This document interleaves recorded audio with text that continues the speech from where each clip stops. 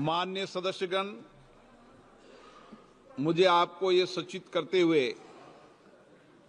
अत्यंत प्रसन्नता हो रही है कि हमारे सदन के विशिष्ट बॉक्स में मालदीव गणराज्य की पीपुल्स मजलिस के स्पीकर श्री अब्दुल रहीम अब्दुल्ला जी के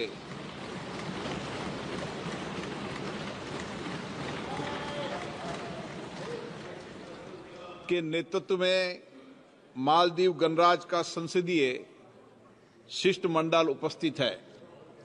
मैं अपनी ओर से तथा सदन के सभी माननीय सदस्यों की ओर से उनका हार्दिक स्वागत करता हूं।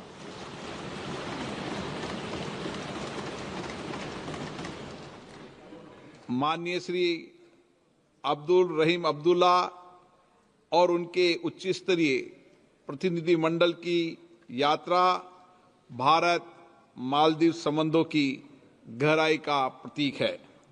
उनकी यात्रा दोनों देशों के बीच द्विपक्षीय साझेदारी को और मजबूत करेगी।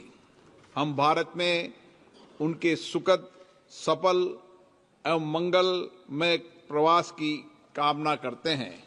उनके माध्यम से हम मालदीव की संसद, वहां की मित्रवत जनता को भी शुभकामनाएं देते हैं। प्रश्नकाल प्रश्न संख्या 101 श्री राजीव प्रताप रूडी। बहुत दिनों बाद नंबर आया।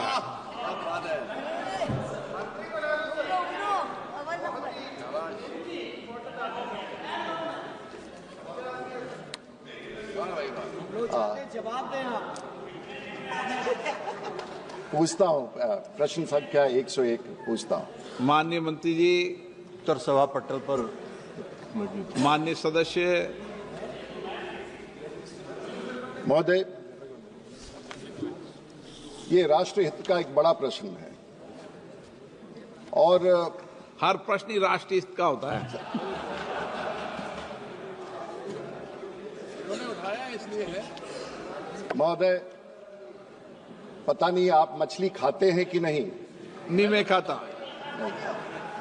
मैं वेजिटेरियन हूँ। बहुत अच्छा महोदय, लेकिन भारत के 140 करोड़ जनता में से 95 करोड़ जनता आज मछली खाती है और ये शायद आंकड़ा बहुतों को पता ना हो, इसलिए मैंने समझा कि इस देश में, लेकिन खासियत ये है कि 1 करोड़ लोग जो इस व्यवसाय से जुड़े हैं, मछुआरे, हमारे ग्रामीण मछुआरे जुड़े हैं, वो 95 करोड़ लोगों को मछली खिलाते हैं और ये एक बहुत महत्वपूर्ण विषय है। 1 करोड़ लोग 95 करोड़ लोगों को मछली खिलाते हैं। महोदय, आज पूरे भारत में जो हमने कहा लगभग 88 लाख जो हमारे स्टैंडिंग कमेटी के प्रतिवेदन में था, जो लोग इस व्यवसाय से जुड़े हैं, उसमें तेलंगाना में 10 लाख लोग हैं, ओडिशा में 8 लाख मछुआरे हैं और कर्नाटक में 6 हैं। लेकिन अगर भारत में सबसे ज्यादा मछुआरे अगर कहीं हैं, और मैं फिर से दोहराना चाहूंगा अध्यक्ष महोदय, ये आंकड़ा शायद सदन के पास संज्ञान में ना हो, अगर सबसे ज्यादा मछुआरे अगर किसी इस व्यवसाय में जुड़े हैं तो वो बिहार में है और 80 लाख लोगों में 40 लाख मछुआरे इस व्यवसाय से बिहार में जुड़े हैं। महोदय, इनलैंड वाटरवेज की बात मैं कर रहा हूं, जो नदियों से, तालाब से, पोखर से, चौर से जहां मछली लेते हैं। आपके यहां भी चंबल से भी मछली निकलता है महोदय, वहां भी बहुत अच्छा मछली है। मुझे जानकारी नहीं है। रखना चाहिए ना, मछुआरों के लिए वेलफेयर कैसे करेंगे आप महोदय? और दूसरी तरफ मैं कहना चाहूंगा 2014 से लेकर के 2025 तक, माननीय सदस्य जरा एक मिनट, 2025 तक भारत की सरकार ने जो काम किया है, इनलैंड वाटरवेज से इनलैंड फिशिंग जो था वो 46 लाख टन था। आज भारत में नदियों से, तालाब से और माननीय प्रधानमंत्री के नेतृत्व में वो बढ़कर के 1,31 लाख टन बढ़ के आ गया है, जो अपने आप में 100% से ज्यादा ग्रोथ है।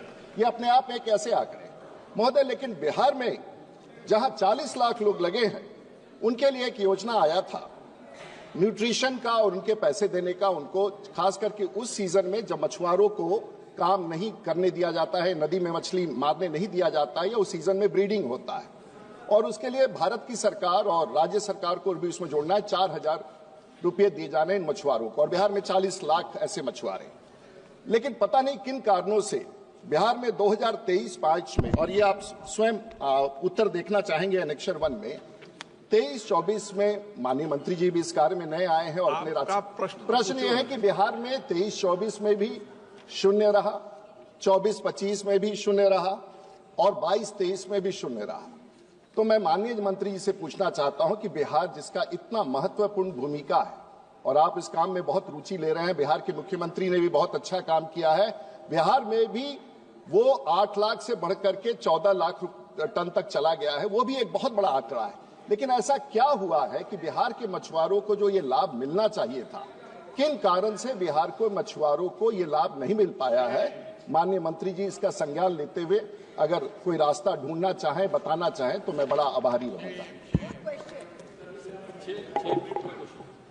यार इतना अध्यक्ष महोदय, माननीय सदस्य ने जो कहा बहुत ठीक कहा कि आदरणीय प्रधानमंत्री नरेंद्र मोदी जी के नेतृत्व में जब से सरकार बनी तब से मछली के उत्पादन देश में इतना बढ़ा कि लगभग 126% की वृद्धि हुई है मछली के उत्पादन में। और आज हमारा देश विश्व में मछली उत्पादन में दूसरे स्थान पर खड़ा है। महोदय, 2013-14 में 95.7 लाख टन मछली का उत्पादन इस देश में होता था, जो आदरणीय प्रधानमंत्री नरेंद्र मोदी जी के बाद शासन में आने के बाद बढ़कर 23-24 में 184.02 लाख टन मछली का उत्पादन हो। उसमें सही बात है, माननीय सदस्य ने जो कहा वो सही बात है कि इस पूरे मछली उत्पादन में जो इनलैंड फिशिंग है, जो अंतर्देशीय मछली उत्पादन है, उसका वृद्धि 126% है, और 13-14 में मात्र 61.36 लाख टन था, जो अब 23-24 में बढ़कर 139.07 लाख टन हो गया है। तो ये वृद्धि जो है इनलैंड फिशिंग का शेयर बहुत बड़ा है मछली के उत्पादन में। अब जहां तक माननीय सदस्य ने ये पूछा है कि जो बैन पीरियड होता है 3 महीने लगभग मछली के उत्पादन के लिए बैन होता है और मछली उत्पादन नहीं हो पाता है, ब्रीडिंग पीरियड होता है। उसमें जो सरकार की योजना है, केंद्र सरकार की और राज्य सरकार की 1500 रुपए की हिस्सेदारी है, 3000 रुपए, और 1500 रुपए लाभार्थी का योगदान होता है, और टोटल 4500 रुपए को हम लोग 3 महीने में, जो 3 महीने प्रतिबंधित समय होता है, उस 3 महीने के अंदर 1500 रुपए प्रति माह के दर से हम लोग उनको जीवन भरण पोषण के लिए उपलब्ध कराते हैं। अब कई बार लाभार्थी का भी शेयर नहीं मिलता है, कहीं राज्य सरकार का शेयर नहीं मिलता है, तो उसके कारण इसके साइकिल में थोड़ी सी परेशानी होती है, लेकिन हम लोग उसको देखेंगे कि वो परेशानी नहीं होगी। माननीय सदस्य महोदय, मंत्री जी उत्तर देते हुए मेरा उत्तर नहीं दिया, तो कोई बात नहीं। मैं समझ सकता हूं कि कठिनाई है, कि बिहार में हम सब लोग एक ही दल से हैं और इनका बड़ा योगदान है, और बहुत सुलझे हुए माननीय मंत्री जी हैं, कोई ऐसा नहीं है, इसलिए सुलझा हुआ जवाब है, लेकिन उत्तर अनुत्तर हो गया मेरा। लेकिन कोई बात नहीं, कोई नहीं। ये महोदय, इनका थोड़ी ना इसमें रोल है, ये तो राज्य सरकार को देखना है। अब इसमें एक कंपोनेंट है 1500, वो बेचारा किसान को अगर 1500 देना ही हो तो 3000 में 1500 कम हो गया, तो योजना में सुधार कीजिए। मेरा दूसरा प्रश्न महोदय, माननीय प्रधानमंत्री ने, जब आपको याद होगा कोविड में उन्होंने आत्मनिर्भर भारत की घोषणा की, और बड़ी घोषणा की, और बड़ी योजनाएं लागू हुई, और बहुत कामयाब योजनाएं लागू हुई, और उसमें मत्स्य संपदा योजना माननीय प्रधानमंत्री ने एम्प्लॉयमेंट जनरेशन उस दौरान एक बड़ा संवेदनशील कदम उठाया, और मछुआरों के लिए उन्होंने एम्प्लॉयमेंट जनरेशन के साथ साथ ब्लू रेवोल्यूशन की बात कही, जो अपने आप में बहुत उचित था। और 2020 से लेकर 2025 तक उन्होंने 20,500 करोड़ रुपया आवंटन किया। महोदय, ये अपने आप में आंकड़े बड़े हैं और उसमें आंध्र प्रदेश विकसित राज्य है, सबसे ज्यादा मछली का उत्पादन आज वहीं होता है। वहां उन लोगों ने मछुआरों के लिए state of art wholesale fish market. अब बिहार जहां 40 लाख लोग काम कर रहे हैं, हमारे यहाँ आंध्र प्रदेश में लगभग 150 फिश मार्केटिंग सेंटर है, कंप्यूटराइज्ड है, उसके लिए व्यवस्था है, एयर कंडीशनिंग है, लॉजिस्टिक्स है। बिहार में शायद एक है। मैं माननीय मंत्री जी से कहूंगा कि बिहार हम सब लोगों के लिए इतना प्रिय है, बिहार हमारी माटी, और मैं उसी राज्य का हूं और जहां 7 बार पार्लियामेंट में आने का मुझे मौका मिला, 1 बार विधानसभा में रहने का मौका मिला, तो उस राज्य के लिए हम आज राज्य और बजट में भी माननीय मंत्री जी ने और सबने इतना पैसा। मेरा एक सवाल माननीय मंत्री जी से यही है कि बिहार के संरचना के सुधार के लिए, और खास करके आप दरभंगा में जाएंगे, मधुबनी में जाएंगे, सहरसा में जाएंगे, सुपौल में आएंगे, छपरा में आएंगे, मछली का जो बाजार है वो छोटा छोटा है, और इसलिए आंध्र प्रदेश से, कर्नाटक में, और बिहार के लोग रेहू बहुत खाते हैं, कतला बहुत खाते हैं, नैनी बहुत खाते हैं, वो बाहर से आता है। तो मैं माननीय मंत्री जी से माननीय मंत्री जी से पूछना चाहूंगा कि बिहार के मछली के संरचना को बढ़ाने के लिए आप ये 20,500 करोड़ रुपया जो भारत सरकार का है, आप क्या कदम उठाना चाहेंगे कि बिहार के मछुआरों को सीधे तौर पर लाभ हो सके?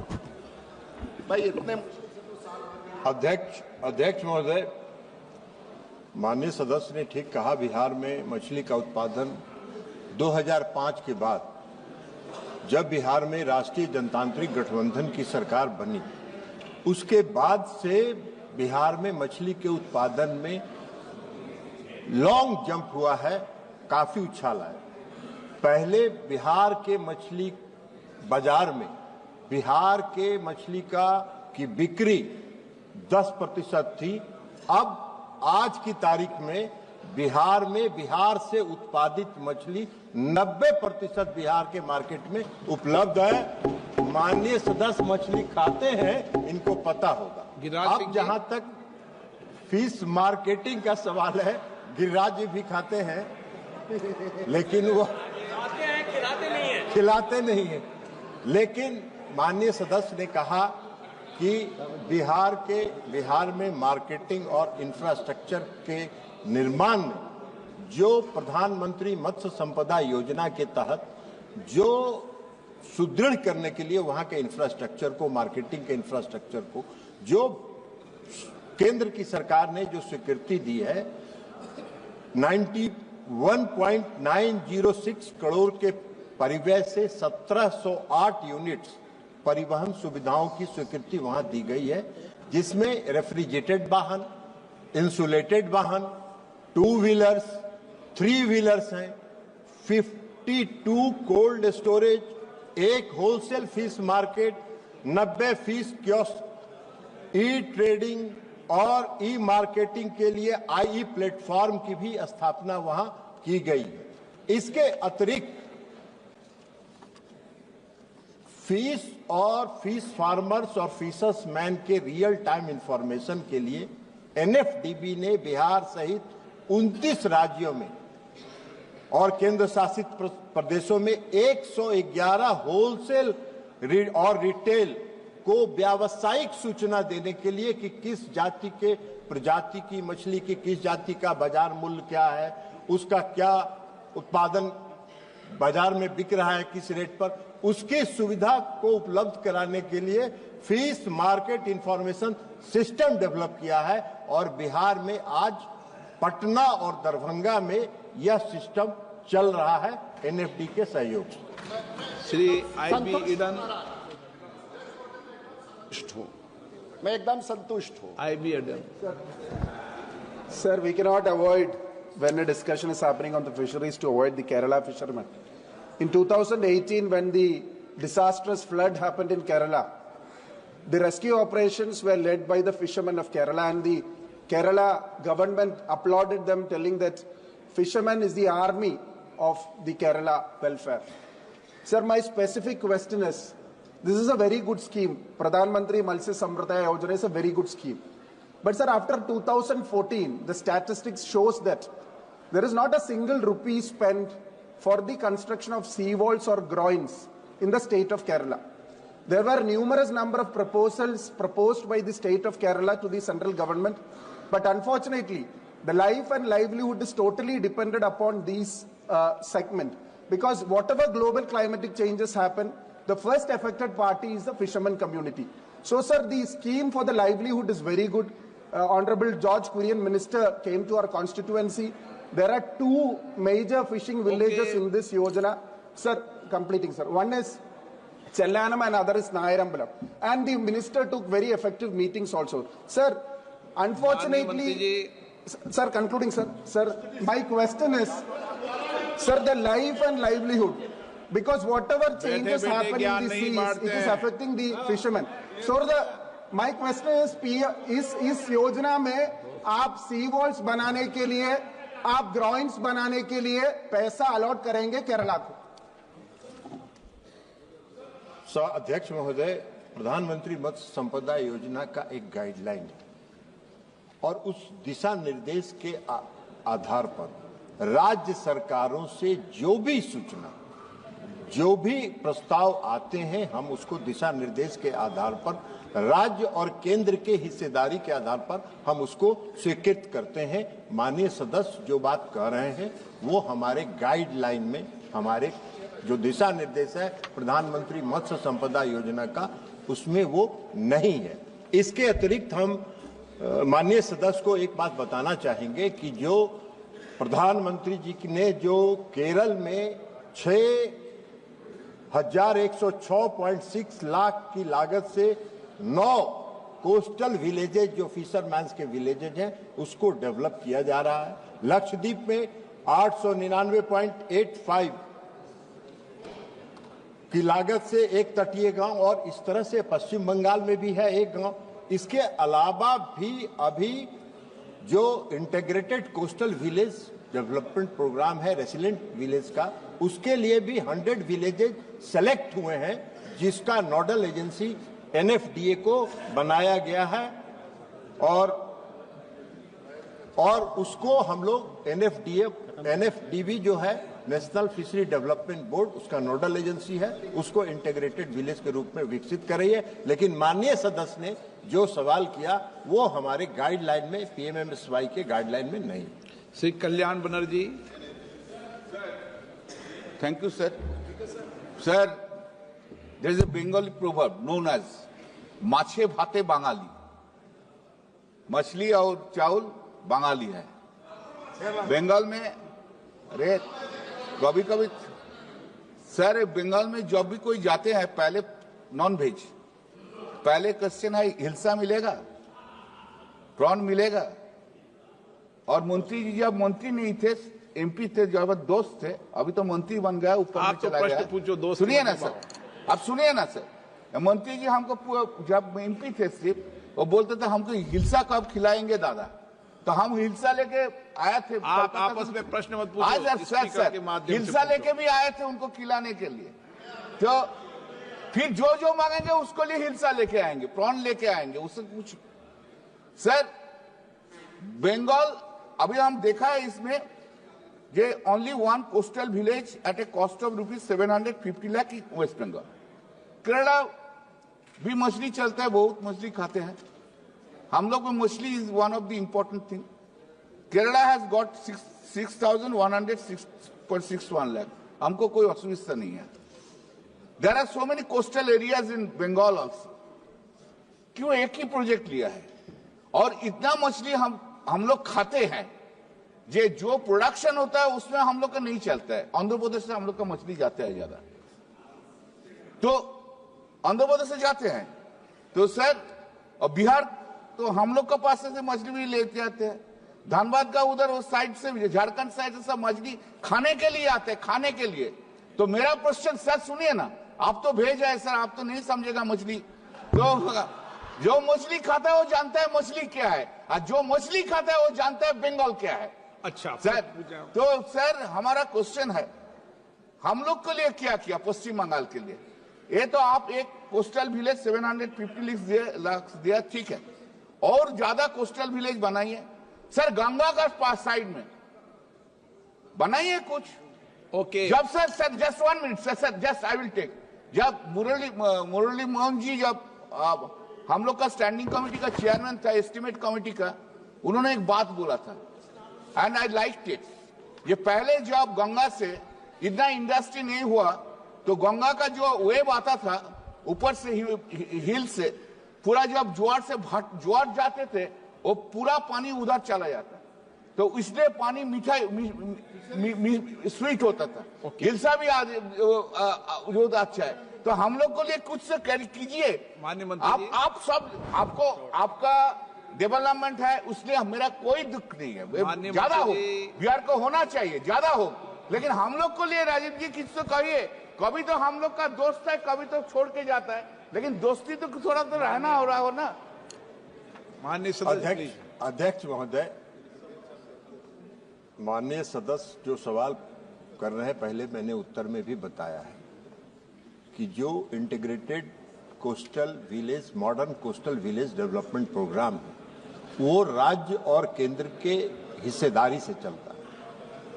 और राज्य से जब प्रस्ताव आएगा तो केंद्र सरकार, प्रधानमंत्री नरेंद्र मोदी जी किसी राज्य को छोड़कर चलने में विश्वास नहीं करते हैं, सभी राज्यों को साथ लेकर चलने में विश्वास करते हैं। लेकिन माननीय सदस्य हमारे मित्र भी रहे हैं, जैसा उन्होंने कहा, वो ये बताएं, वो जो पश्चिम बंगाल की सरकार है वहां पर सरकार के जो पश्चिम बंगाल सरकार के बहुत नजदीक है। हम उनको कहेंगे कि इस तरह के प्रधानमंत्री नरेंद्र मोदी जी से आपको उनका चेहरा पसंद ना आए, मत आए, लेकिन जो उनकी योजनाएं हैं वो अगर देश के विकास के लिए है तो उसको स्वीकार करना चाहिए। प्रधानमंत्री मत्स्य संपदा योजना जब प्रारंभ हुआ तो अध्यक्ष महोदय, हम आपको बताना चाहेंगे कि 2020-21 और 21-22 में पश्चिम बंगाल की सरकार ने इस योजना पे कोई शून्य परियोजना वहां का प्रपोजल भेजा, और उसके बाद अभी जब प्रपोजल आया है तो उसको हम लोग अभी कर रहे हैं। और अभी जो हमने चर्चा किया पहले के उत्तर में, लेकिन हम माननीय सदस्य को ये बताना चाहते हैं कि हम लोग की मंशा किसी राज्य को छोड़कर नहीं है। सभी राज्य विकसित होगा तभी विकसित भारत बनेगा, यह हम लोग की परिकल्पना है।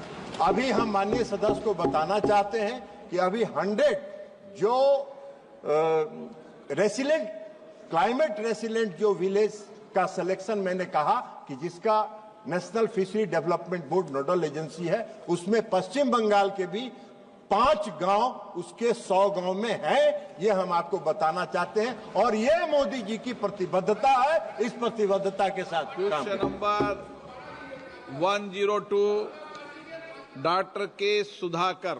Sir speaker sir, question number 102। माननीय मंत्री जी। अध्यक्ष महोदय, उत्तर सदन के पटल पर रखा है।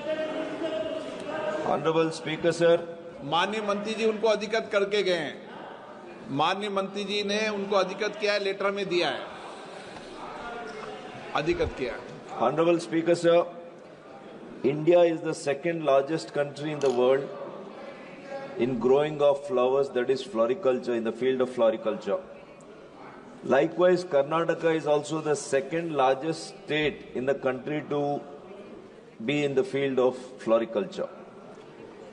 Especially in the districts of Chikballapur, Kolar, Tumkur and Bangalore rural, the small scale and medium scale of farmers, to the tune of 25,000 acres, they grow the flowers. The flower growers lack, unfortunately, the technical guidance, the storage and marketing facilities.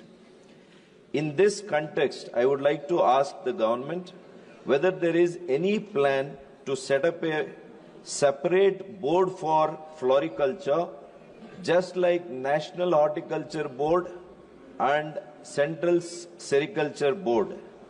And if the steps are taken, whether any steps are taken to make Chikbalapur as India's hub for floriculture? माननीय अध्यक्ष महोदय, मैं आपका संरक्षण चाहता हूं, क्योंकि मूल प्रश्न जो है वो ऑर्गेनिक एग्रीकल्चर और परंपरागत कृषि को लेकर के। माननीय सदस्य ने फ्लोरिकल्चर बोर्ड बनाने के ऐसे प्रस्ताव की कोई विचाराधीन है, उस पर चर्चा की है, उस पर जानना चाहा है। मैं आपके माध्यम से सदन को अवगत कराना चाहता हूं, माननीय सदस्य को भी अवगत कराना चाहता हूं कि इस तरह का कोई बोर्ड का बनाने का प्रस्ताव अभी वर्तमान में विचाराधीन नहीं है। Honorable Speaker, sir, my second question will be, the Pradhan Mantri Fasal Bima Yojana is a revolutionary scheme that has benefited large number of farmers across the country. In 2016, when this scheme was launched in Karnataka, nearly 25 lakh farmers opted for this scheme. However, in the recent years, it has witnessed a dip in enrollments under the scheme due to multiple issues, including delay of claim payouts by private insurance companies. My question to the Honorable Minister in this regard will be whether any steps are taken to ensure Fasal Bima Yojana is made compulsory to all the farmers by reducing their share in premiums for Karnataka. माननीय अध्यक्ष महोदय, भारत के करोड़ों किसानों को, क्योंकि मैं तो उस क्षेत्र से व्यक्तिगत रूप से आता हूं जिस क्षेत्र ने 75 साल में आजादी के बाद में लगभग 60 बार अकाल को देखा है, और किसान परिवार का होने के नाते मैं उनके दर्द को, किसान को कि अकाल पड़ने के कारण से या ओलावृष्टि होने के कारण से, आंधी तूफान आने के कारण से किसान की फसल नष्ट होना जो हमारे क्षेत्र में सामान्य विषय था, उसके चलते हुए किसान को कितना दुख तकलीफ झेलना के लिए मजबूर होना पड़ता था। मैं अभिनंदन करना चाहता हूं भारत के किसानों की तरफ से माननीय प्रधानमंत्री जी का कि उन्होंने फसल बीमा योजना को प्रारंभ किया, और मैं अपने आप को सौभाग्यशाली मानता हूं कि उस समय में मुझे कृषि मंत्रालय में काम करने का अवसर माननीय प्रधानमंत्री जी ने दिया था। प्रधानमंत्री फसल बीमा योजना जब से लागू हुई है तब से देश के करोड़ों लोगों को यह विश्वास सजित हुआ है, अर्जित किया है उन्होंने, कि यदि राम रूठ जाए, राजस्थानी में एक कहावत है कि राम रूठ जाए लेकिन राज साथ में खड़ा है, भगवान भी नाराज हो जाए लेकिन सरकार साथ में खड़ी है, ऐसी परिस्थिति निश्चित रूप से किसान आज महसूस करते हैं। माननीय सदस्य ने प्रश्न किया है कि a dip has been observed in the total number of the farmer who has opted for the insurance. मैं माननीय सदस्य के संज्ञान के लिए और सदन के लिए संज्ञान के लिए निवेदन करना चाहता हूं कि पहले ये स्कीम कंपलसरी थी और हर ऐसा फार्मर जो लोनी फार्मर है उसके लिए आवश्यक था, ऑटोमेटिकली उसका इंश्योरेंस होता था। लेकिन देश भर में अनेक प्रदेशों से, इस सदन में भी अनेक बार इस प्रश्न को उठाया गया कि हमारा जबरदस्ती इंश्योरेंस किया जा रहा है, हमारी को आवश्यकता नहीं है। ये तो माननीय प्रधानमंत्री जी के मार्गदर्शन में उसे समाप्त किया गया। अब ऑप्ट आउट करने की सुविधा है कि अगर फार्मर चाहे तो वो ऑप्ट आउट कर सकता है कि मैं इस बीमा को नहीं लेना चाहता, उसके कारण से निश्चित रूप से डिप हुआ है। और देश भर में लगभग लोनी फार्मर्स में 3 करोड़ 20 लाख फार्मर ऐसे थे जिन लोगों ने जो है फसल बीमा से अपने आप को बाहर रखा है। लेकिन माननीय सदस्य की जानकारी के लिए, मैं सदन की जानकारी के लिए बताना चाहता हूं कि उसको लेकर के एक स्पेशल ड्राइव पिछले वर्ष में आयोजित किया गया जिसमें 1 करोड़ 30 लाख के लगभग फार्मर्स को नया उसके साथ में जोड़ा गया। निश्चित रूप से मैं आग्रह करूंगा यहां बैठे हुए सभी सम्मानित सदस्यों से कि किसानों को अपने प्रभाव का उपयोग करते हुए इस जो है बीमा योजना के साथ में जोड़ने के लिए सभी सम्मानित सदस्यों को अपने जो है कर्म क्षेत्र में उसके लिए प्रोत्साहित करने की आवश्यकता है। श्री के विश्वेश्वर रेड्डी। धन्यवाद स्पीकर महोदय। मेरा प्रश्न बायोगैस प्लांट के ऊपर है। सब बायोगैस के कई फीडबैक होते हैं, गोबर होते हैं, agriculture waste, industrial waste, food waste होते हैं, लेकिन गोबर से 1 केजी गोबर से सिर्फ 20 लीटर बायोगैस उत्पत्ति होता, 1 केजी एग्रीकल्चर वेस्ट से 200 लीटर उत्पत्ति होता बायोगैस। लेकिन ये समस्या है, एग्रीकल्चर वेस्ट सीजनली वेरी होता है, तो मल्टी फीड स्टॉक बायोगैस हर प्लांट में लगा है तो हर गांव को, हर हर घर को एलपीजी के वजह से बायोगैस चलता है और इतना बायोगैस उत्पत्ति होता, कैलोरिक वैल्यू है, गांव का एग्रीकल्चर आउटपुट, अगर सीएनजी ट्रैक्टर है, सीएनजी व्हीकल है, सब व्हीकल्स उसके ऊपर ही चल सकता है। लेकिन अपने देश में अब तक multi feed stock biogas plant नहीं है। उसके ऊपर कोई अगर है तो हर गांव में है तो 1 लाख करोड़ बचता है एलपीजी का पूरा देश में, 7 लाख गांव में। तो multi feed stock biogas plant के ऊपर कुछ रिसर्च चल रहा है, उसका प्रमोशन के लिए कुछ कर रहे हैं मिनिस्टर। ये है मेरा प्रश्न। Thank you sir. माननीय अध्यक्ष महोदय, मैं माननीय सदस्य के सुझाव के लिए माननीय सदस्य का अभिनंदन करते हुए उनके संज्ञान में लाने के लिए निवेदन करना चाहता हूं।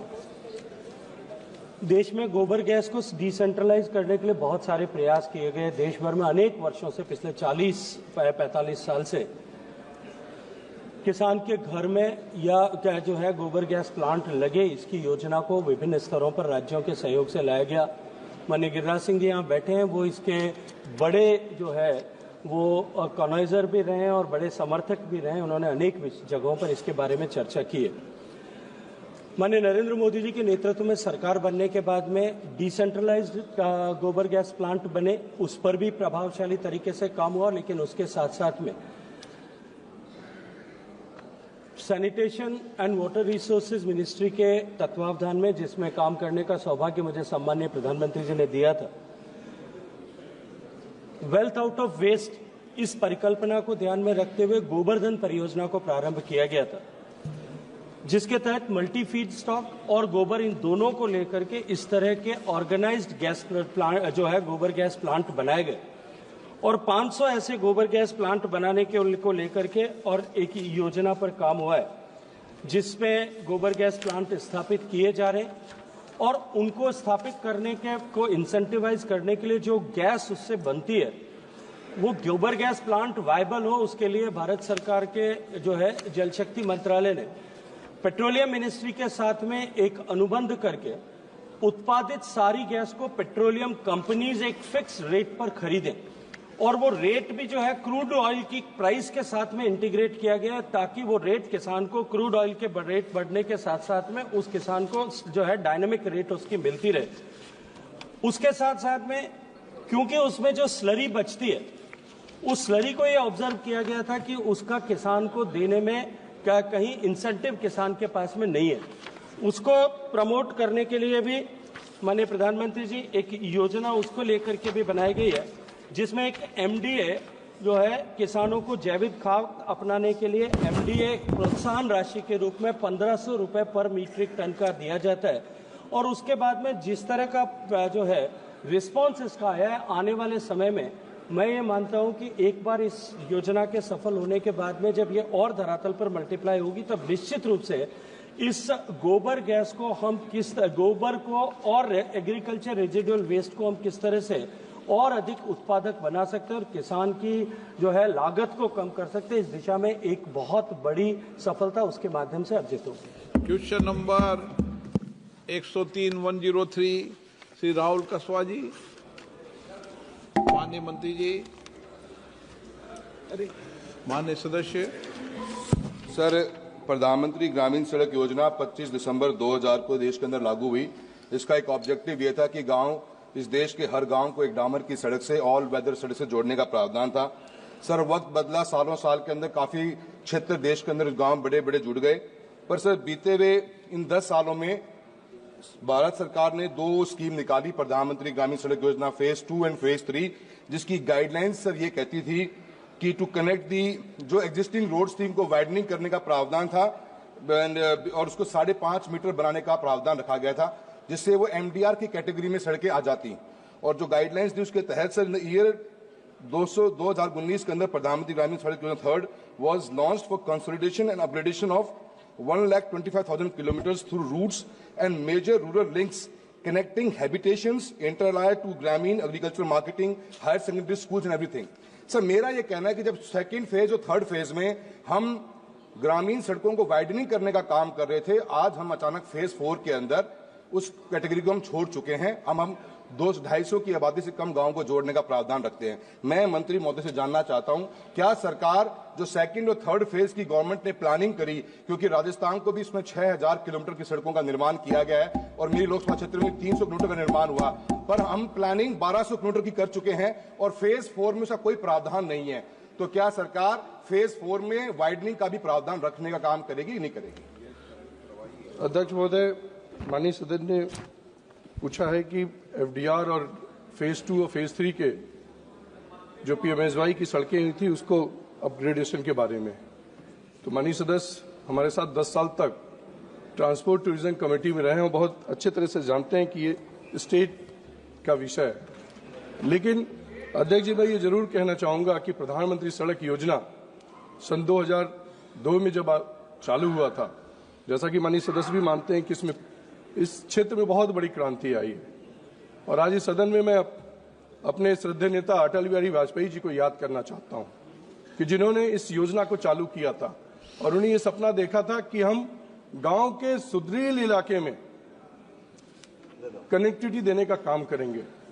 और मुझे ये बताते हुए प्रसन्नता हो रही है अध्यक्ष महोदय कि इस योजना के अंतर्गत अब तक 7,72,000 किलोमीटर की सड़कें बनाई गई हैं और 1,63,000 बसौटों को इससे जोड़ा गया है। इनका मूल प्रश्न यह है कि फेज 4 का, अध्यक्ष महोदय मैं फिर बताना चाहता हूं इनको कि जैसा कि ये खुद अपने प्रश्न में ये बात कह रहे हैं कि फेज 4 की आवश्यकता क्या है। अध्यक्ष महोदय, आदरणीय प्रधानमंत्री नरेंद्र मोदी जी ने ये संकल्प लिया है कि जो बचे हुए सड़कें छूट गए हैं, चाहे फेज 1 हो, चाहे फेज 2, 3 के अपग्रेडेशन का हो, चाहे फेज 4 जो हम लोग नया लेकर आए हैं, जिसमें हमने ये संकल्प लिया है कि 25,000 नए बसौटों को हम नई कनेक्टिविटी देने का काम करेंगे। तो मैं, और दूसरा प्रश्न इनका मूल प्रश्न था कि अपग्रेडेशन का, तो मैंने पहले ही बता दिया कि ये स्टेट विषय का है। स्टेट में नहीं, स्टेट का नहीं, विषय तो आपका ही है, स्टेट अपग्रेडेशन का। अध्यक्ष महोदय, अपग्रेड प्रावधान जहां की फेज 2 और फेज 3 की बात कर रहे हैं, तो हमने राजस्थान में, अध्यक्ष महोदय, हमने राजस्थान में करीब 992 किलोमीटर का अपग्रेडेशन किया हुआ है। 5. अब कोई प्रावधान नहीं है, अब कोई प्रावधान नहीं है। देखो सर मेरा ये कहना है कि मंत्री महोदय ने बात सही कही है, स्टेट सब्जेक्ट है, पर अगर हम गाइडलाइंस को चेंज करते जो सेकंड फेज और थर्ड फेज में थी, तो फोर्थ फेज में भी वो गाइडलाइंस कंटिन्यू रहती और 250 की आबादी को भी गांव को जोड़ते तो हमारी समस्या मिट जाती। मेरा सप्लीमेंट्री से क्वेश्चन आपके मार्फत से ये रहेगा कि सर, प्रधानमंत्री ग्रामीण सड़क योजना का एक मैंडेट जो इंपॉर्टेंट था कि एक गांव को हम डामर की ऑल वेदर रोड से जोड़ने का प्रावधान करेंगे। सर, वक्त बदला, गांव के अंदर एक रोड बन गई, पर साथ में गांव में ट्रैफिक भी आया, गाड़ियां भी आई, मोटरसाइकिल्स भी आई। क्वेश्चन क्या है आपका? प्रश्न सर, प्रश्न मेरा ये है कि प्रधानमंत्री ग्रामीण सड़क योजना के फेज 2 में जैसे सांसद आदर्श ग्राम योजना की गाइडलाइंस ये थी कि गांव से निकलने वाली हर सड़क डामर की होगी, तो क्या प्रधानमंत्री ग्रामीण सड़क योजना की गाइडलाइंस में परिवर्तन लाकर गांव को सेकंड कनेक्टिविटी, मल्टीपल कनेक्टिविटी या मिसिंग लिंक के मार्फत से जोड़ने का भी प्रावधान सरकार क्या रखती है? मैं ये मंत्री महोदय जानना चाहता हूं। मिसिंग लिंक का प्रावधान तो राज्य सरकार करती है। माननीय अध्यक्ष जी, मैंने अपने मूल प्रश्न का जो पहला था मैंने पहले ही बता दिया कि अपग्रेडेशन का काम राज्य सरकारें देखती हैं। लेकिन फेज 4, मैं माननीय सदस्य से ये आग्रह करूंगा कि फेज 4 जो है वो जो जनसंख्या की आबादी बढ़ने के नाते बहुत सारे ऐसे देश में सड़कें हैं जो अभी भी मेन कनेक्टिविटी से जुड़ा नहीं है। इसीलिए आदरणीय प्रधानमंत्री मोदी जी के नेतृत्व में हम लोग फेज 4 आए हैं। अगर जो उनके क्षेत्र में या उनके राज्य में या सभी माननीय सदस्य जो हमारे यहाँ बैठे हुए हैं उनसे आग्रह करूंगा कि अगर जो उनके क्षेत्र में कोई सड़कें रह गई हैं तो फेज 4 में दें, उसको वरीयता के हिसाब से हम उसको चयनित कराने का काम करेंगे। श्री देवेश साक्या। बहुत बहुत धन्यवाद अध्यक्ष महोदय। मानवर, मैं मंत्री जी से पूछना चाहता हूं कि मेरी लोकसभा एटा कासगंज में आने वाली एमडीआर और ओडीआर मार्गों को लंबे समय से चौड़ा नहीं कराया गया है और यह सभी मार्ग गांव के विकास को बढ़ाते हैं। क्या सरकार द्वारा मेरी लोकसभा एटा कासगंज के साथ साथ उत्तर प्रदेश के इन ग्रामीण मार्गों को चौड़ीकरण और सुदृढ़ीकरण कराने की कोई योजना बनाई जा रही है और कब तक इन ग्रामीण मार्गों को बनवाया जाएगा? एमडीआर सड़कों की बात कर रहे हो क्या आप? जी जी जी। एमडीआर सड़कें प्रधानमंत्री सड़क योजना में नहीं होती है। देखिए ग्रामीण अध्यक्ष महोदय, मार्ग हैं, लंबे ये मार्ग हैं। पहले प्रश्न से एकदम मूलतः वही सेम प्रश्न है कि एमडीआर और ओडीआर की सड़कें स्टेट का विषय है, लेकिन फिर भी मैंने अध्यक्ष जी से मैंने आग्रह किया, पूरे सदन से भी मैंने आग्रह किया कि फेज 4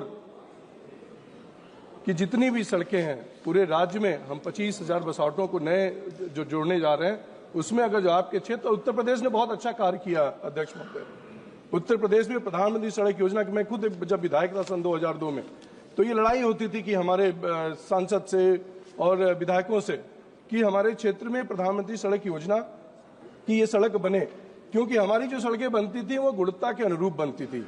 आने वाले 10 साल तक उस सड़क पर कोई आंच नहीं आता था, तो इसलिए इस सड़क का बहुत मांग है। मैं माननीय सदस्य ये जरूर कहूंगा, अपग्रेडेशन की बात उन्होंने कहा कि राज्य का विषय है और फेज 4 में अगर जो कोई सड़क रह गई है तो देंगे, उसको हम लोग सम्मिलित कराने का क्वेश्चन कार्य नंबर करेंगे। 104 104 M Gurumurthy. Thank you, sir. Thank you, sir. Question number 104. माननीय मंत्री जी, अध्यक्ष महोदय, विवरण सभा पटल पर रखा गया। Thank you, Speaker, sir.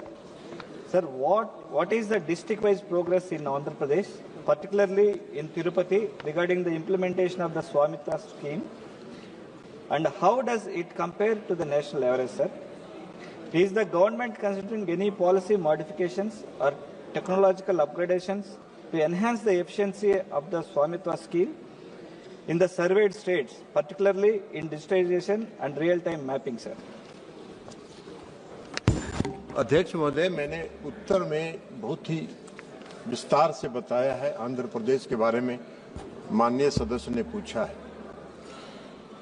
Andhra Pradesh का लगभग सभी गांव का सर्वे किया जा चुका है। ड्रोन सर्वे स्वामित्व योजना के तहत सभी गांव का ड्रोन सर्वे किया जा चुका है। आंध्र प्रदेश की सरकार ने 8 दिसंबर 2020 को इस योजना के कार्यान्वयन के लिए सर्वे ऑफ इंडिया के साथ MOU साइन किया था और आज की तारीख में सभी गांव का सर्वेक्षण पूरा हो चुका है। और जो इन्होंने अपने क्षेत्र के बारे में तिरुपति जिला का पूछा है, वह भी उत्तर में दिया हुआ है कि 1045 गांव उस क्षेत्र में है, तिरुपति जिले में है, उसका भी ड्रोन सर्वे पूरा हो चुका है और उसके स्वामित्व के कार्ड बनने की प्रक्रिया चल रही है।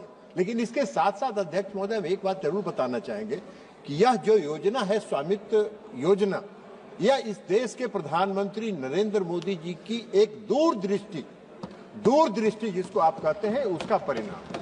पूरे देश में आज गांव में कई कारणों से अशांति रहती है, गांव में आपसी झगड़ा रहता है, संपत्ति के विवाद का कारण रहता है और उसके कारण गांव में अशांति रहती है। गांव के लोगों के आर्थिक उन्नति के लिए इस योजना को आदरणीय प्रधानमंत्री जी ने 24 अप्रैल 2020 को लॉन्च किया और अभी 18 जनवरी को 65 लाख कार्ड का वितरण प्रधानमंत्री जी ने किया। अब तक 2 करोड़ 38 लाख संपत्ति कार्ड बनकर तैयार हो गए हैं, जिसका वितरण किया जा चुका है और शेष कार्ड की प्रक्रिया है। जहां तक माननीय सदस्य ने पूछा इसके टेक्नोलॉजिकल अपग्रेडेशन का, उसकी कोई आवश्यकता नहीं है, इसलिए कि यह फुल प्रूफ योजना है। ड्रोन सर्वे होता है, दोनों पक्षों को आपस में बैठाकर उनकी सहमति ली जाती है और सहमति के आधार पर रेवेन्यू रिकॉर्ड्स के साथ जांच करके संपत्ति का निर्धारण होता है और जिसकी जो संपत्ति है उसको कार्ड उनको सुपुर्द कर दिया जाता है। मंत्री जी, माननीय सदस्य। Speaker, sir, no property card has been issued till date in AP, sir. What steps has been government taken to expedite the completion of the Swamitva scheme, sir? माननीय मंत्री जी, अभी मैंने अध्यक्ष महोदय बताया कि ड्रोन सर्वे का काम पूरा हो चुका है और कार्ड बनाने की प्रक्रिया चल रही है। उसका कार्ड बनाने का समय सीमा भी निर्धारित कर दिया गया है। वो समय सीमा के अंदर कार्ड बन के तैयार हो जाएगा और जैसे ही कार्ड बनेगा उसको लाभुकों के बीच वितरित कर दिया जाएगा। कार्ड बनने की प्रक्रिया चल रही है और कार्ड बनने की प्रक्रिया के पहले, जैसा मैंने बताया कि कई तरह की होती है, अगर दो लोगों में आपसी विवाद है तो दोनों को सहमति के आधार पर कार्ड तैयार होता है, ताकि वह विवाद फ्यूचर में भी नहीं पेंडिंग रहे। इसलिए कार्ड बनने की प्रक्रिया चल रही है। शीघ्र आंध्र प्रदेश में भी कार्ड बन के तैयार हो जाएगा और लाभुकों के बीच वितरित किया जाएगा। Doctor Mallu Ravi.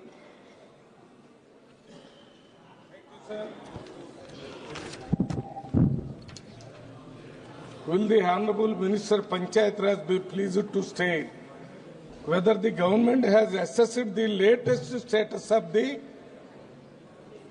Swamitva scheme pilot project in Telangana state? If so, what are the details thereof? Whether the Ministry of Panchayat Raj is making efforts to complete the pilot project in 5 villages of Telangana?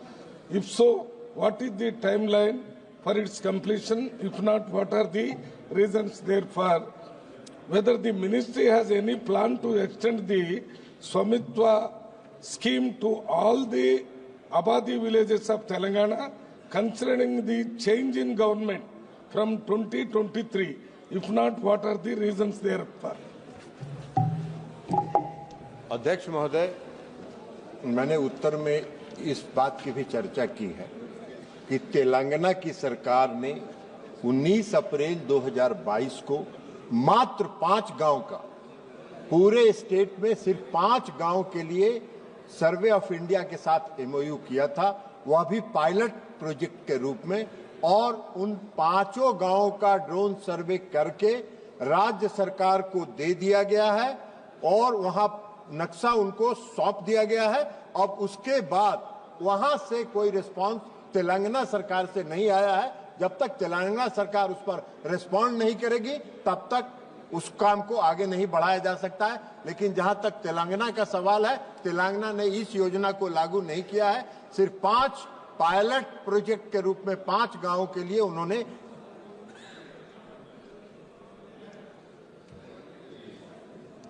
वही drone survey का काम के लिए सिर्फ agreement किया था और वो 5 गांव का ड्रोन सर्वे पूरा होकर उनको दे दिया गया। तेलंगाना सरकार उसके बाद कोई रिस्पॉन्ड नहीं कर रही थी। श्री लालजी वर्मा। जी, मैं आपके माध्यम से माननीय मंत्री जी से जानना चाहता हूं कि ये स्वामित्व योजना बहुत अच्छी योजना है, लेकिन इसमें जो नई आबादियां बसी हैं वो कहीं कहीं बाग का नंबर है, सामूहिक बाग का नंबर उसमें बसा है, खेतौनी की जमीन में बस गई हैं, उसका सर्वे नहीं हो रहा है, जिसके कारण वो विवाद बड़े पैमाने पर बना हुआ है। तो क्या माननीय मंत्री जी उस नई आबादी जो बनी है वो भले खेतौनी के नंबर में भी हो, उसका भी सर्वे कराकर उनका स्वामित्व कार्ड देने की कृपा करेंगे? अध्यक्ष महोदय, जो ड्रोन सर्वे किया जा रहा है वो ड्रोन सर्वे पूरी आबादी के और गांव में, अगर गांव से बाहर भी कुछ लोग बसे हैं उनका भी ड्रोन सर्वे हो रहा है और ड्रोन सर्वे के आधार पर, लेकिन अगर उसमें कहीं विवाद है तो उस विवाद के आधार पर विवाद का जब तक समाधान नहीं होगा तब तक स्वामित्व कार्ड वितरित नहीं होगा। Question number 105 105 Bastipati Nagaraju.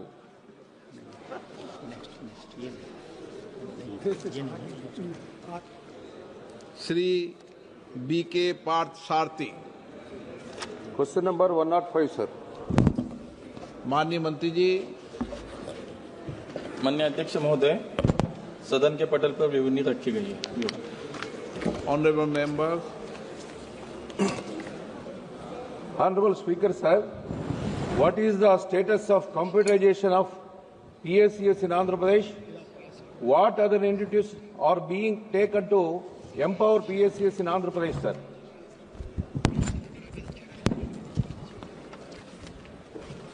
माननीय अध्यक्ष महोदय, कंप्यूटरीकरण का सविस्तर वर्णन पटल पर रख दिया गया है।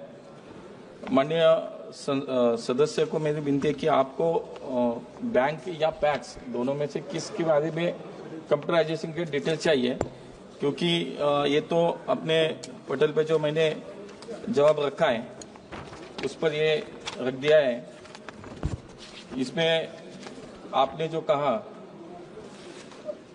आंध्र प्रदेश में तो पैक्स कंप्यूटराइजेशन का जो स्थिति है वो लगभग सहकार से समृद्धि के मंत्र के साथ काम करते हुए देश में लगभग 67,000 पैक्स का कंप्यूटराइजेशन किया गया है, जिसकी अनुमानित लागत लगभग 2,516 करोड़ रुपए है।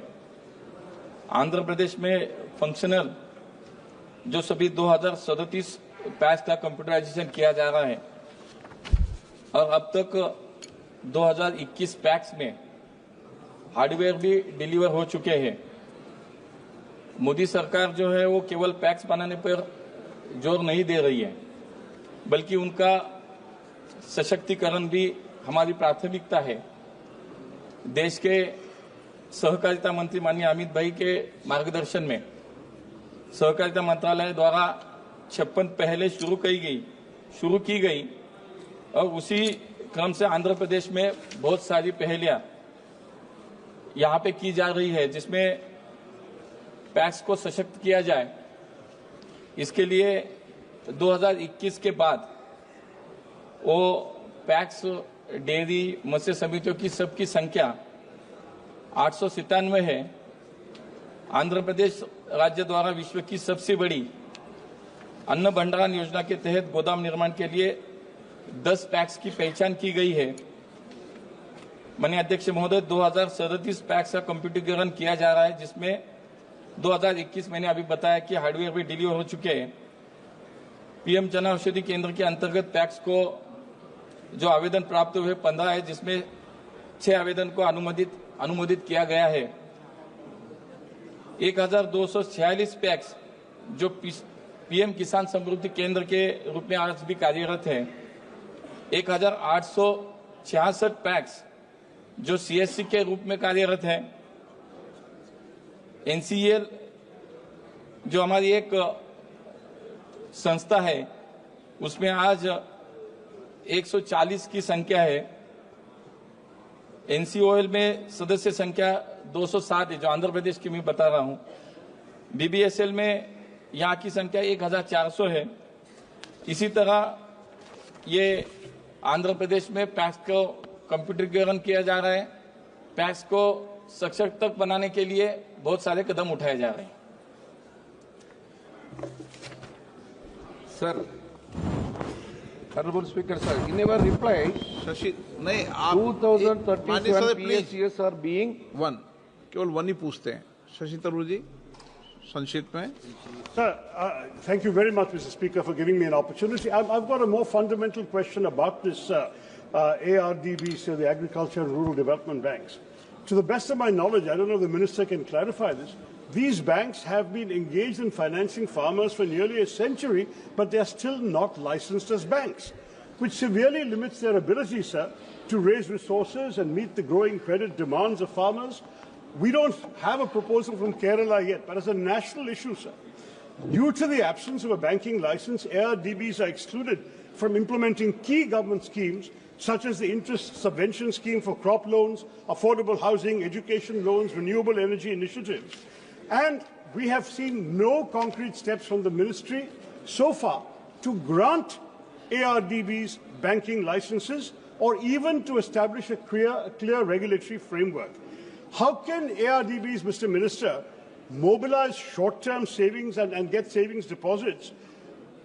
And how will they overcome their financial constraints in order to make a difference to the lives of farmers in the rural areas? Okay.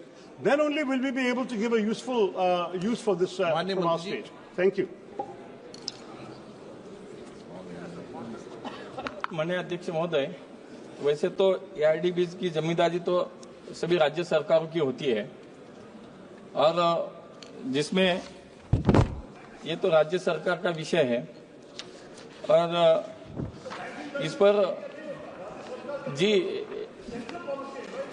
ARDBs जो है, जो हमारी बैंक है, वो सभी जिम्मेदारी राज्य सरकार की सर होती है और उसके लिए केंद्र सरकार उसमें मदद भी करती है। कंप्यूटराइजेशन जैसे हमने जो प्रोजेक्ट लाए हैं तो उसी के लिए उनका कारोबार अच्छा हो, काम में सुलभता हो, इसीलिए तो हम उसको सहायता करते हैं। और हमने इसके लिए नाबार्ड से भी हमने आग्रह किया है कि नाबार्ड की रिपोर्ट जो है उनको आग्रह के बाद हर एक राज्य को नाबार्ड की रिपोर्ट गई है और हमने नाबार्ड की रिपोर्ट के माध्यम से हर राज्य से उनकी सूचनाएं और उनका रिपोर्ट मांगे हैं हमने। क्वेश्चन नंबर 106 श्री बजेंद्र सिंह होला। क्वेश्चन नंबर 106 माननीय मंत्री जी पटल पे रखा गया। माननीय सदस्य। माननीय अध्यक्ष जी, माननीय मंत्री जी ने अपने उत्तर में बताया है कि संविधान के अनुच्छेद संख्या 43B के तहत ये 12वीं अनुसूची में है और ये सिर्फ राज्य सरकार को सलाह दे सकते हैं, पर क्योंकि केंद्र सरकार इसमें राज्य सरकार को बहुत सारी एड्स देती है, सहायता देती है, तो मेरा प्रश्न ये है कि क्या आप अपनी जो सहायता देते हैं उसकी गाइडलाइन में संशोधन करके ये डालने का विचार रखते हैं कि पंचायत लेवल या कुछ पंचायतों का समूह बना के या एक 10-20 किलोमीटर में इस तरह की व्यवस्था हो कि अग्निशमन सेवाएं उपलब्ध हों, क्योंकि गांव में फसल जल जाती है, लोगों के बाड़े में बने हुए पशु जल जाते हैं, क्यों 100 किलोमीटर तक कोई सुविधा नहीं होती है, तो क्या आप आपकी गाइडलाइन में डालेंगे कि इस तरह की व्यवस्था की जाए? माननीय मंत्री जी। सबसे पहले तो माननीय प्रधानमंत्री जी का यह विचार है कि हम सबके लिए हैं और सब हमारे हैं। राज्यों का विषय है अग्निशमन के क्षेत्र में या कोई आपदा के संदर्भ में, लेकिन राज्य सरकार को केंद्र सरकार, मोदी जी की सरकार मदद भी करती है। जैसे मैं अग्निशमन के क्षेत्र में बताना चाहूँ कि 5,000 करोड़ रुपए की योजना अग्निशमन के विस्तार और आधुनिकीकरण के लिए प्रावधान की गई है। जहाँ तक माननीय सदस्य का सवाल था कि ग्रामीण क्षेत्रों में जब कोई भी आग की घटना घटती है तो उसमें नए प्रावधान लाने के लिए तो जो गाइडलाइन है उसमें जो हम SDRF का पैसा देते हैं राज्यों को, उसमें 10% की राशि राज्य अपने हिसाब से किसी भी प्रकार की आपदाओं में वह खर्च कर सकती है। दूसरा है कि अग्निशमन के क्षेत्र के लिए अग्नि की घटनाओं में कमी आए और मानव नुकसान में कमी आए और मानव नुकसान शून्य हो, इसके लिए अग्निशमन केंद्र, प्रशिक्षण केंद्र, आधुनिक उपकरण और तकनीकी उन्नयन शामिल है। योजना के तहत राज्य ग्रामीण क्षेत्रों सहित अपनी आवश्यकता के अनुसार नए अग्निशमन केंद्रों की स्थापना और अपनी आवश्यकता के अनुसार आवश्यक उपकरण भी खरीद सकते हैं। महोदय, इसके लिए ग्रामीण क्षेत्रों के लिए पोर्टेबल जीप या ट्रैक्टर पर लगे अग्निशमन उपकरणों सहित फायर टेंडरों के साथ साथ फायर स्टेशन पोस्ट स्थापित करने की भी सलाह अपने एडवाइजरी में दी है। ऐसे उपकरण पंचायत राज विकास निधि से भी खरीदे जा सकते हैं। अग्निशमन सेवाओं के विस्तार और आधुनिकीकरण योजना के तहत राज्य ग्राम पंचायत स्तर पर विस्तार कर सकते हैं, तो उनको एडवाइजरी भी दी गई है, उनको अधिकार भी दिया गया है और जो SDRF का फंड है उसमें 10% किसी भी आपदा के न्यूनीकरण के लिए खर्च कर सकते हैं। प्रश्नकाल समाप्त। माननीय सदस्यगण, एक मिनट, एक महत्वपूर्ण बात बताओ। हाँ, 1 मिनट प्लीज।